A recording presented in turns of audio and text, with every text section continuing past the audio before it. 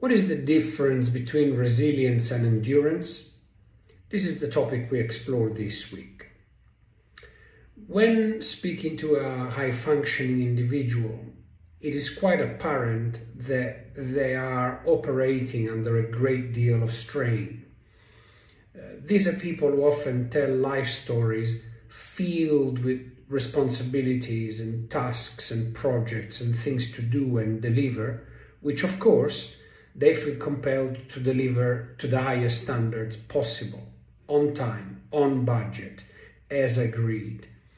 And of course, this level of performance causes that internal strain, that internal exhaustion that is so familiar to them. But because they are who they are, they have the ability to keep pressing on despite the feeling of being under pressure to the level that they are. Now, very often, this kind of ability, both at work and in family settings, are seen as heroic, and they also are very often described as being resilient. They talk about these individuals, those who observe them, as being resilient when they observe their ability to perform and achieve at the level they do. And what I want to present to you is the idea that perhaps what this experience is actually about is not at all about resilience, but is about endurance. And the difference between the two terms is very important because it's the difference between the likelihood of a joyful and fulfilling life and one that increases the chances that something may go catastrophically wrong. Not necessarily, but certainly a lot more chances. When we think of resilience, we're thinking about a dynamic process. There is an input, there is a processing, and there is an output. And you will learn as we continue the journey in this video series that the input, processing, output is a fundamental framework of the IET methodology that I am sharing and that I have developed. So resilience is, for example, a tree that is in the middle of a very, very heavy storm and has to bend and adapt to the flow of the storm, stressing the fibers in the branches, and if the storm is strong enough, stressing the fibers in the trunk. But eventually, after the storm is over, the tree will go back to its center. The tree will readjust the fibers to an equilibrium that is natural to its state.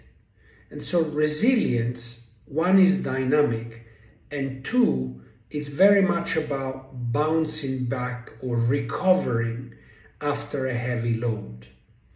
Endurance, on the other hand, is the normalization of not dropping the load.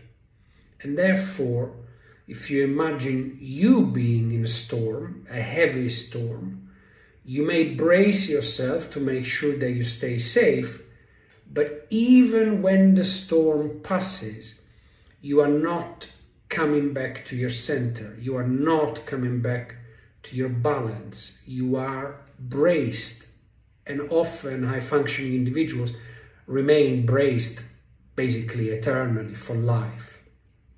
And so endurance is a static process of accumulation.